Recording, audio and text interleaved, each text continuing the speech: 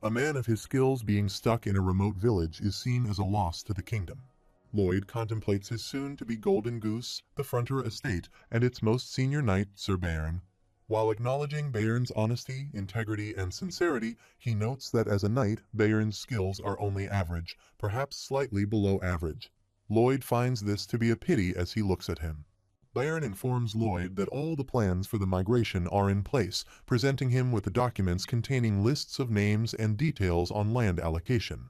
He further addresses the farm owner's complaints about the labor shortage, revealing his decision to send in the orcs to bolster the workforce at the mine. Bairn mentions that they have also signed a large-scale on-doll agreement with a neighboring estate, offering a 30% discount and leaving their net profit margin at only 10%. Despite this, when factoring in the sale of the coal afterward, their final profits are expected to exceed 50%. Meanwhile, he proceeds to discuss water pipe insulation and repairs. Lloyd Frontier interrupts, asking if he managed to complete all that in the time he was away. The response is that he was simply following orders. He was instructed to take care of the rest. A soldier arrives, seeking an update, informing them that the interior work in the last on-doll project is complete and awaiting inspection. Bairn acknowledges, stating that he'll be there in 30 minutes. As they go out to check the project, Bairn remarks that it is well made with no flaws, a commendable job. He reflects on the times he raised his voice, considering them as leading up to this moment, and acknowledges that the individual has become the most important person on their traveling build team. Lloyd Frontier looks at him and acknowledges his capability, thinking he is extremely capable and born in the wrong era. He contemplates that if the man were in Korea, he would have been, at least, a managing director at a big corporation. Acknowledging his skills, Lloyd decides that he needs to give this man a huge bonus. The system notifies him that the installation of on-doll flooring in the Frontier Estate's homes is complete, marking a new page in the continent's history books. On-doll is now recognized as the Frontier heating system, and a substantial amount of RP will be awarded for this monumental achievement in construction. His bonus RP reaches plus 400. Reflecting on this, he realizes that the large-scale on-doll flooring contract was orchestrated by the Baron and Baroness. These two, it turns out, possess talents beyond being the lord and lady of an estate, and he gazes at his parents. Contemplating his own life, he acknowledges that from the moment he was born, his luck began. For many people, whether they laugh or cry depends on the era they are born into. After a while, Lloyd Frontier and Javier arrive at their construction site and observe the structure of a building. Javier remarks on the need for such a large storage building for all the coal. Lloyd responds, confirming that indeed they do need it as the coal supply keeps increasing. He reflects on having paid off more than half the debt with the money from construction and mentions their substantial income from water supply fees charged to their neighbor. Thinking that he's almost there, approaching his retirement of fun and merriment, he smiles. Javier looks at him and contemplates that sometimes he can't stand it when he makes that face, finding himself suddenly wanting to punch him. Suddenly, they hear a horn whistle and turn towards the sound. Lloyd inquires about the noise, and Javier replies that he, too, has never heard it before, but believes it to be the horn announcing the arrival of the royal messenger. He inquires about the presence of the royal messenger as he observes a caravan of royal messengers. The messenger dismounts from his horse and presents a message, with his subordinates applauding his presentation. Lloyd Frontier becomes angry, questioning the ridiculous performance and urging the messenger to get to the point. He and his parents bow in front of the messenger, and he senses that this encounter might lead to trouble. The royal messenger states that since time immemorial, he, along with the great sovereigns before him, has worked hard to achieve peace and comfort for nobles, citizens, and all others. Lloyd thinks about the events in Cremo, wondering if that is the reason for the messenger's visit. The royal messenger clarifies that not only is it about Cremo, but they are also relieved to hear of their people's safety. It is his responsibility to report to the royals. Additionally, for these reasons, he will personally greet the two valiant heroes who defeated the Gigatitan and praise them for their achievement. The system notifies that favor with the Baron has increased by 9, and he has received 90 RP points.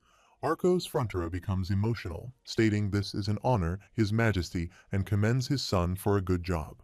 However, he becomes irritated, thinking that while he appreciates the RP points, this situation is not ideal. Reflecting on his past experiences in the army, he realizes the importance of doing just enough to avoid problems and never doing more than necessary. He recalls breaking that rule once. In another scenario, Major asks Corporal Kim, who is a civil engineering major, to construct a sauna in a particular spot. Corporal Kim responds by stating that civil engineering isn't about being a builder. The major then questions whether he is refusing to do the task. Corporal Kim declines to refuse and asserts that he will do it. Meanwhile, Corporal Kim sits at his study table, reading a book, and reflects on the fatal mistake he made. He thinks he researched too hard and ended up building something that was way too perfect.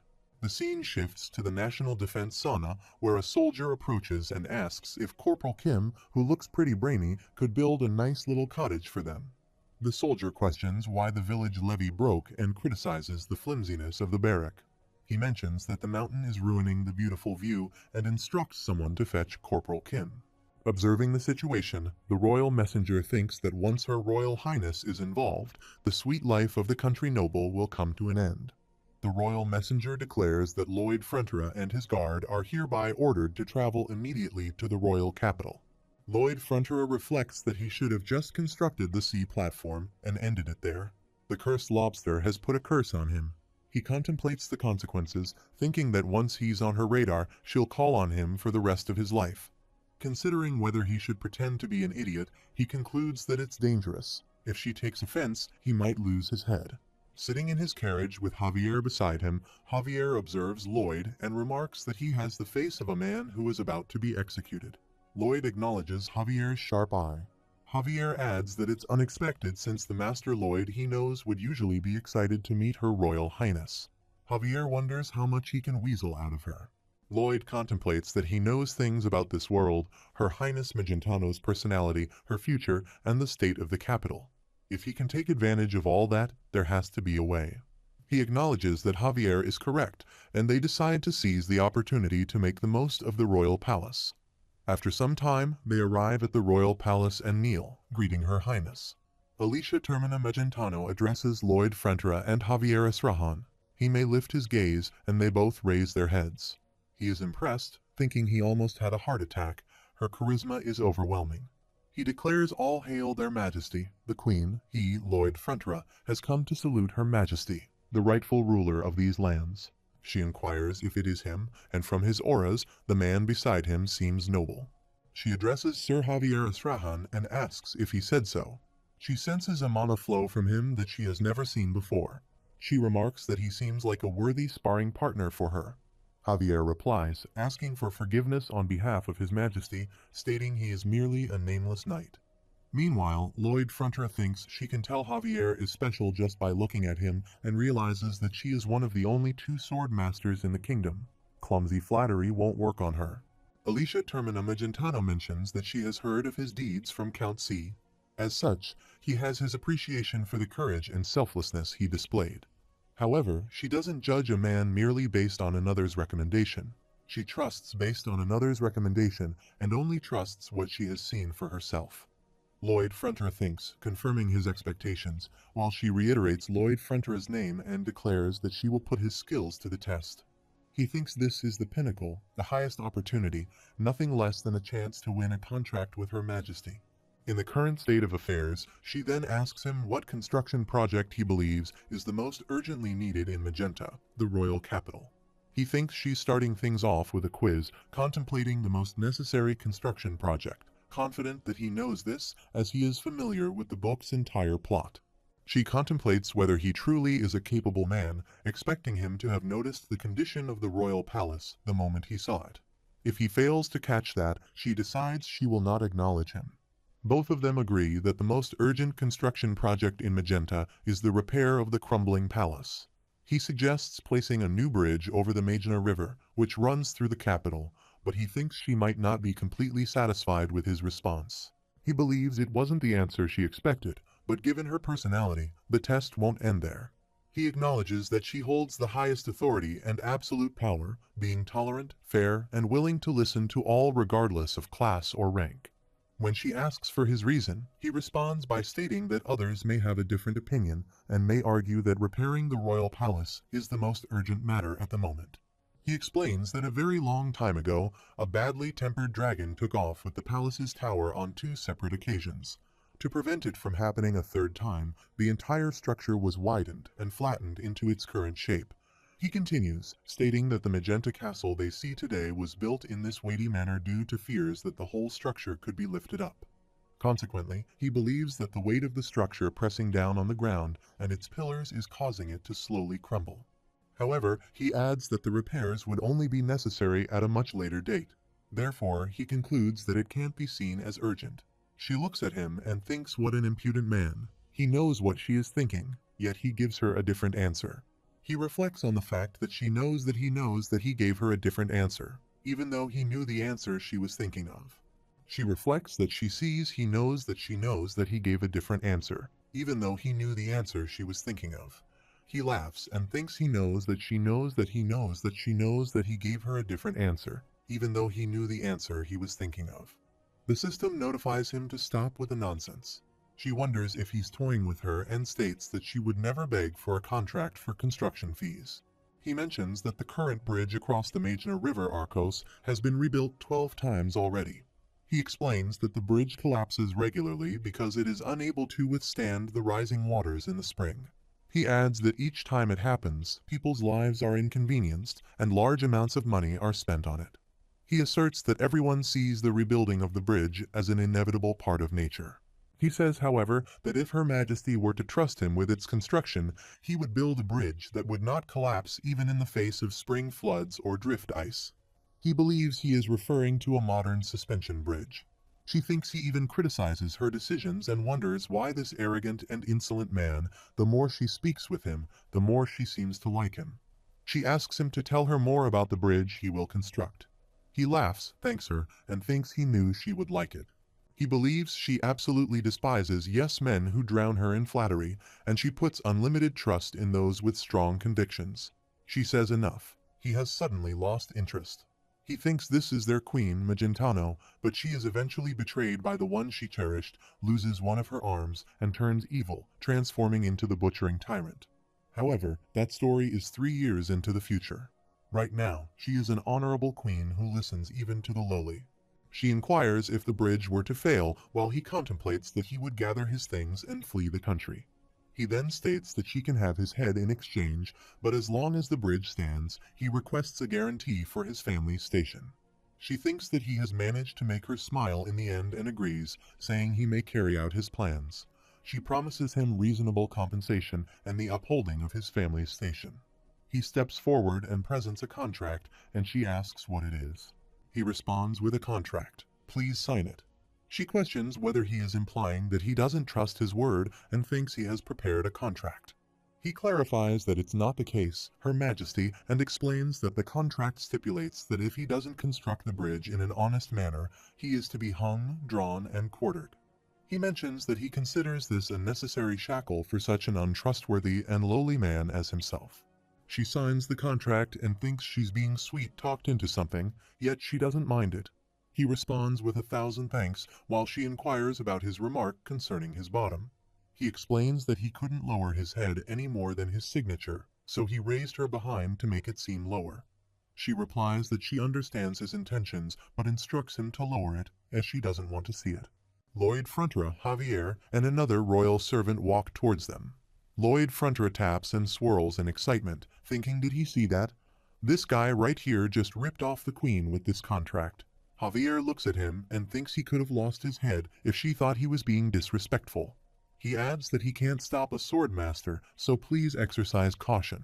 Meanwhile, Alicia Termina Magentano remarks that Sir Kyle noticed it as well, realizing he is more shrewd than she had thought.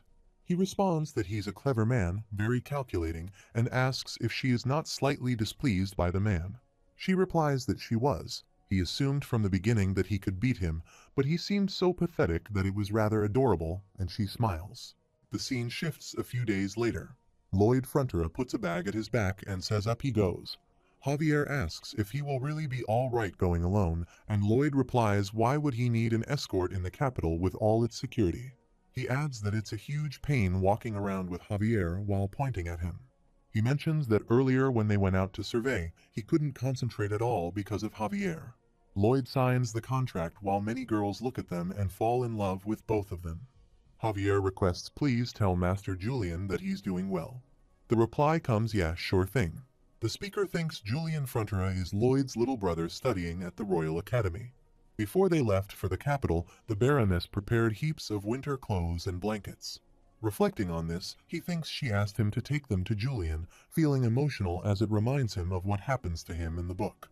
He recalls that around this time in the story, the Baron loses everything and is unable to pay the tuition, getting kicked out of the dorms, and eventually dying wandering around at night, killed by a thief. However, he reassures himself that such an unfortunate fate won't happen now, as he's pretty amazing at saving lives. He looks up at the palace and says, well then, time to go see his little brother, realizing he doesn't even know what he looks like. Lloyd Frontera arrives at the Magentano Royal Academy and encounters his brother Julian, who asks what the hell. Lloyd's brother questions what he is doing there. As Lloyd looks at him, he thinks he remembers Julian and Javier being the same age, but Julian is just so small. Julian, in turn, thinks look at that face staring at his own brother like that. Lloyd must have been a piece of work. Lloyd thinks that as long as he's not too nice to Julian and acts like he has turned over a new leaf, maybe he won't be too suspicious. He hands over the bag and says, here, it's from Mother. Julian tries to hold the bag and thinks that Lloyd didn't call him a derogatory term, and on top of that, he came all this way because their mother asked him to. The system notifies Lloyd with a warning message that he is considered suspicious due to his uncharacteristic kindness. Lloyd wonders what he did just now that was nice, finding dealing with this Lloyd guy to be so exhausting. Meanwhile, he turns and says all right. Later, he refers to his brother as a little troublemaker, while his brother thinks he has left without confronting him. What's wrong with him? The system notifies him that his suspicions are multiplying, considering his humane behavior. He even recalls calling his brother a little troublemaker. What does he need to do? Hit him in the head? He remembers that his mother asked if he thinks he could have lunch with Julian and considers how lonely Julian must be. He asks what he means and states that he's going to buy Julian lunch. His brother questions why he would do that, and he replies that it's because their mother asked him to. They both go to the cafeteria, and Julian Frontera looks at the menu while Lloyd Frontera thinks it's awkward. Julian says he'll have the basic set, and Lloyd cuts in, suggesting he get something expensive, as he probably doesn't get to indulge like this often. Julian peruses the menu and realizes he forgot to call him a little troublemaker. Later, he articulates it and mentions that he'll go for the special set D. He wonders why he's acting so normal. In the past, he used to curse so much, and he would retaliate even if Julian merely looked at him. He signals the waiter and orders 2 special set DS. The waiter observes that they seem like visitors from out of town and inquires if they would like any wine. Julian declines, mentioning that he doesn't drink anymore. His brother thinks he stopped drinking, recalling that he used to be intoxicated 24 hours a day and caused all sorts of trouble. Reflecting on a recent event, he remembers someone from the palace coming to see him a few days ago. They informed him that the trading port of Cremo was attacked by a Gigatitan, and that Lloyd Frontera was the one who defeated it. He finds it hard to believe that the Lloyd Frontera he knows lacks the skills and mindset to accomplish something like that. He considers it to be either an unfounded rumor or someone falsely taking credit for Javier's accomplishments. At least, that's what he thought, but something felt strange. He seemed like a completely different person while they ate. Diego Lacona arrives, slapping Julian's head and questioning why someone like him is present. Julian apologizes, explaining that something came up today. Diego Lacona presses further, asking what kind of situation arose and questioning if Julian learned anything in his law class. He slaps him again. Diego Lacona inquires about the malleability of the law, wondering if one can break the rules just because they feel like it. He insists that the Baron's scum should dine where they can't be seen and asks why, questioning if it's because they offend people's eyes. Another student remarks that Julian's family is nothing, just because he's in a nice place like this. Someone else questions if Julian thinks he has become something now, labeling him an impoverished piece of trash and questioning what he even possesses on his estate. Julian responds affirmatively, stating that he has his filthy, mangy peasants. Lloyd Frontera reflects that what they call an academy seems to prioritize family status over academic achievements. It annoys him further that the son of a poor country baron ranks near the top of his class. He contemplates the consequences of helping him, realizing that life for him here will only become more challenging. Observing Julian's disapproving glances, he considers sitting still instead. Diego Lacona boasts about his family's royally recognized lacanata-dyed cloth, stating that one must reach that level to dine there. Lloyd wonders if Diego is a viscount. The system notifies him that the computation for the calculation is complete. Curious, Lloyd Frontera asks about Diego's father's occupation. Diego Lacona declares himself to be the wise and merciful Viscount Lacona, questioning Lloyd Frontera about his connection to the trash present. He commands Lloyd to stop polluting the place and leave, but Lloyd retaliates by slapping him, throwing him away, and making him swirl on the ground. Lloyd believes the attack, Mana Bitch Slap, has a cooldown of 0 seconds, but the system notifies him that it's not a real thing. Another student confronts Lloyd, expressing outrage at interfering with a member of the elite union. Unfazed, Lloyd slaps him as well. A third student rises, claiming to be the second year's top dog, boasting about the mithril fists and threatening that today Lloyd is dead meat. Lloyd defeats him too. Another student questions the source of the disturbance and identifies the troublemakers as the Count's twin sons, known as the Black Dragon's double horns. The student concludes that the troublemaker doesn't stand a chance against their brilliant combined attack. Lloyd Frontera simultaneously slaps both of them and questions if they were the ones talking about some double horns earlier. They deny it, and Lloyd slaps them too. Two more students sit there, trembling, and one admits they didn't say anything but were giggling. Lloyd Frontera approaches their table and slaps both of them, causing their teeth to fly in the air. Diego Lacona stands up, berates Lloyd, tells him to die, and charges at him, asking how he liked being mana punched by a mana prodigy like himself. Lloyd Frontera reflects that he's dealing with Diego Lacona, aged 21, and senses regret in the young man's actions as he licks his blood. Lloyd thinks Diego shouldn't have thrown that punch. Lloyd Frontera seizes Diego Lacona, shakes him, throws him to the ground, and attempts to pull him back. Julian observes, thinking that Lloyd has completely lost it. He never really had it together, and this situation is even worse. Julian acknowledges that he was foolish for believing that Lloyd could be a normal, sane individual even for a moment. He realizes that the vice superintendent was just here, but is now gone. Lloyd Frontera pushes Diego against the wall, expressing his lack of understanding of the current situation and questioning why he's being assaulted. He rejects the notion of the wise and merciful Viscount Lacona, considering it nonsense, and remarking on the similarity between father and son. Diego Lacona verbally abuses Lloyd, particularly objecting to the mention of his father. Lloyd persists, questioning if Diego thinks bullying his classmates is acceptable, and he also verbally abuses him. Lloyd forcefully hits Diego's face against the wall repeatedly, asking if he wants him to explain why he behaves like an unpleasant person because there's no one around to instill some sense into him.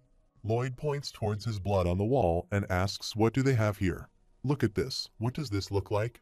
He hits him against the wall again and declares it's gate number 666 to hell for a piece of utter garbage like him. Julian intervenes, grabbing Lloyd from behind and urging him to stop, telling him to knock it off and questioning if he's trying to kill Diego. Julian reflects on what might happen next, anticipating that Diego will face even more bullying. He acknowledges that Lloyd can be thoughtless, but this is too much. Lloyd Frontera asks if Julian is concerned about Diego being bullied worse after this and reassures him, saying don't worry. If he's dead, he can't bully him. Julian wonders how Lloyd can say that with such a bright smile.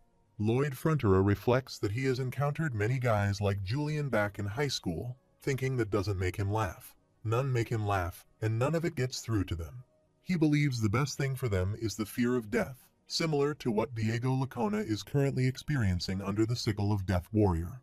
Lloyd tells them to stop immediately. Corgidus arrives with a soldier, questioning the meaning of the ruckus in the Sacred Academy funded by Her Royal Highness, while Lloyd Frontera still holds onto Diego Lacona's hair. Julian worries that Lloyd is not only going to confront the Dean and the guards, but also lose his head in the process, potentially facing beheading. Lloyd Frontera introduces himself, bowing, and states that he is the eldest son of Baron Arcos Frontera and the brother of the student Julian Frontera. He identifies himself as Lloyd Frontera.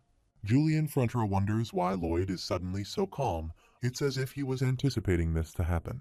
Lloyd Frontera offers an apology for causing such a commotion, stating that he was merely attempting to restore Her Majesty's honor. Corgidus dismisses the notion, questioning who dares to tarnish Her Majesty's name, and identifies the person as the son of the Lacona family. Corgidus accuses Lloyd of abusing his brother Julian and humiliating him. Lloyd Fronterer stands in the back, insisting that Corgidus must have seen it happen. He claims that Julian looked like he had no intention of restraining him, so he assumes Corgidus didn't see it and laughs. Lloyd reflects that it's apparent why Corgidus didn't intervene.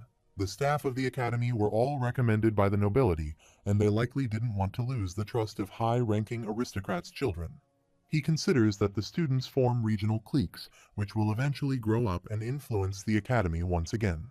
He contemplates that there's no way anyone on the academy staff, including the men present, was unaware of Julian being bullied, but they likely turned a blind eye. Recognizing himself as the son of a poor baron, he concludes that there's no benefit in helping him. Corgidus questions the relevance of his background to Her Majesty. Lloyd Fronterer argues that an insult to his brother is an insult to him. He takes out a mirror from his pocket and shows it to Corgidus.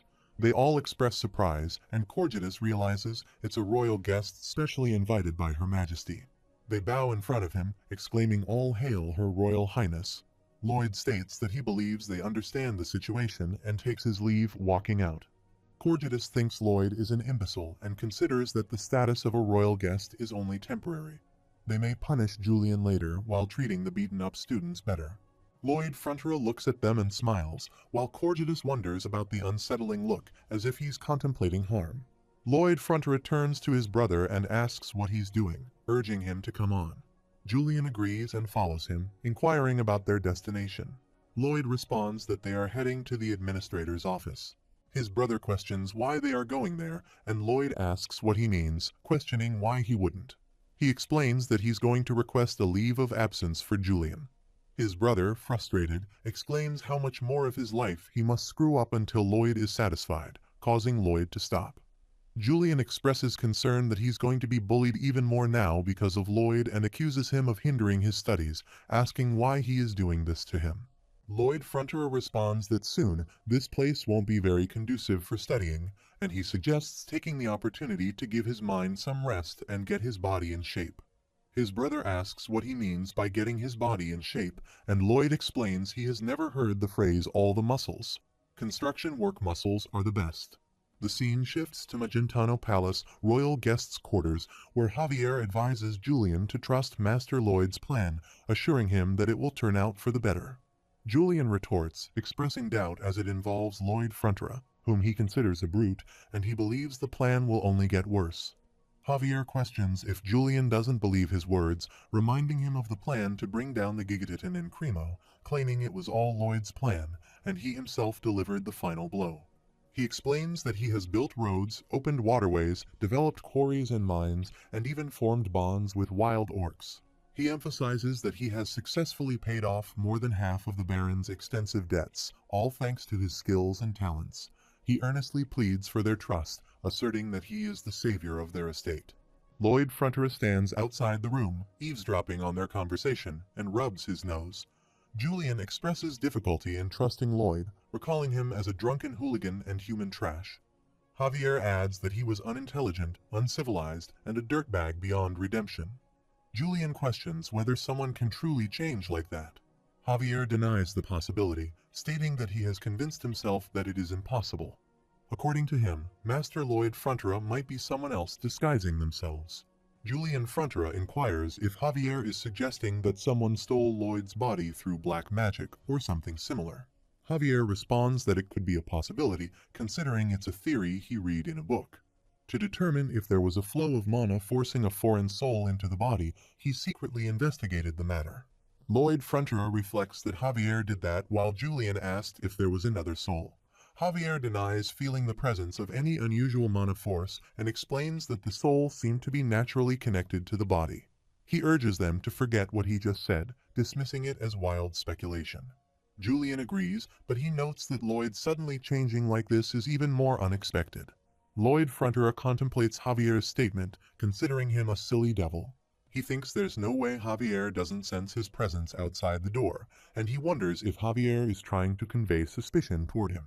Before that, it was the first time Julian heard about their family's debts. Initially, he thought it was just him having a hard time with his studies. However, he realizes that Lloyd has been working all this time to pay off their debts, and surprisingly, Lloyd had the most comfortable life among them. Julian acknowledges that he should give Lloyd some credit for saving their estate. The system notifies Julian that his approval rating for Lloyd has increased by 2 points, and he has received 28 bonus RP, but his overall approval rating is still at -59. Lloyd Fronter considers Julian a key character in his RP fountain, and he accepts it. The system notifies that Julian is opening his heart up to Lloyd, but Lloyd is not touched by that. Lloyd thinks to himself, nope, he doesn't know, whatever, go away. Lloyd Frontera opens the door and enters, finding everything ready, so he suggests they go. Julian Frontera asks where they have to go, and Lloyd replies that he told him to train his body. Lloyd considers step 1 in manufacturing modern suspension bridge cables, involving spreading oil-based clay to make a 3 feet wide pizza dough base. The next step is to top the dough with all kinds of dirt and rocks to complete the pizza, and then Bangul eats that pizza. Lloyd thinks the subsequent steps involve expelling, rolling 120 strands together once the metal wire has cooled, and gathering and rolling the strands, with Peepodong assisting in the rolling process. Lloyd believes that everything is ready to manufacture the cables and concludes the tutorial. He emphasizes that this task is the starting point of the entire construction project, stating that if this part is messed up, everything else will be messed up. Julian Frontera expresses concern, stating that not only their estate's debts, but also his future at the academy relies on this task. He questions why he should trust Lloyd with such an important matter. Lloyd responds by stating that he's talking about trust because it's crucial. He believes that someone intelligent and responsible like himself should be in charge, even addressing Julian as a little shit. Julian thinks that Lloyd used the term little shit again, considering it a tad late. Lloyd contemplates the modern suspension bridge, acknowledging it as a fanciful idea with the current era's technical knowledge. He acknowledges that even if he does everything in his power, it would still be impossible. Therefore, he concludes that he needs to borrow the power of a different technology. After a while, the royal dwarf master craftsman, Corgidus, sits in his room while drinking, refusing Lloyd Frontera before he even speaks. Lloyd responds that Corgidus hasn't heard anything yet. Corgidus asserts that he doesn't want to hear about it and instructs Lloyd to scrawl away. Lloyd thinks to himself that Corgidus is indeed a bull-headed old man, just as described in the novel. He notes that Corgidus doesn't move unless he's interested, even if it's a request from the queen. To capture his interest, Lloyd reveals that he has prepared a powerful weapon, blueprints for a new bridge over the Major River, specifically a truss design. Corgidus dismisses the human design, stating he has no interest in it. Lloyd apologizes and offers a blueprint, then leaves, expressing that he will entrust these plans to some other blacksmith. Corgidus places his bottle on the table and comments, wait, that design, if he doesn't get the structure rigidity exactly right, he knows what's going to happen. He explains that if the rigidity is off, the bridge will snap and collapse, and those on it will die. He fears being blamed for their deaths, with people shouting from the scaffold if only Corgidus had made the trusses. Corgidus becomes angry and questions if that's a threat. Lloyd laughs and reassures him that it's not a threat, but a plea to a master's conscience.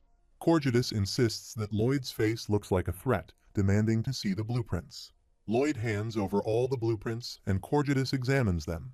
Corgidus concludes that he's certain of one thing. He's the only person in the kingdom who could make this. He warns Lloyd not to give the blueprints to any other dunce, as it would result in a disaster. He responds that is why he feels threatened. He means to ask for his help. Corgidus inquires if he is still wearing that expression and instructs him to remove it. If he can design something like this, he must have planned it to pique his interest. He responds, expressing disbelief at his actions, and states that he can only rely on his warm-heartedness. Corgidus instructs him to stop that look and agrees to proceed. Lloyd Frontera bows and expresses gratitude, thinking that Julian is continuing work on the wires and that the Royal Workshop has initiated the bridge's truss work. He anticipates that Javier and he will commence work on the suspension towers. After a while, Lloyd Frontera and Javier work at their construction site. He instructs Javier to get ready to blast, and they proceed to blast the ground. A person in a blue dress arrives and commands them to stop the work immediately. They question how they dare defraud Her Highness, steal from the royal treasury, and assert that they will not allow him to get away with this. He asks for clarification, to which the person in the blue dress responds, pleading for him to pass judgment. They highlight that there is already a bridge on the Majna River that has stood for 30 years. Nevertheless, the man is creating unnecessary work to tap into the royal funds. They request him to punish the fraudster and suggest redirecting efforts towards repairing the palace instead. Alicia Termina Magentano declares that each side will state their case, beginning with the Guild and Builders Guild of Magenta City's leader, Victor. He asserts that the Majna Bridge, constructed by the previous guild leader, has stood in that spot for 30 years. The support columns are wedge-shaped to slow down the swift currents of the Majna River. He criticizes the notion that the bridge will fall, considering it a clear insult to the guild and a slight to Her Royal Highness, the Queen.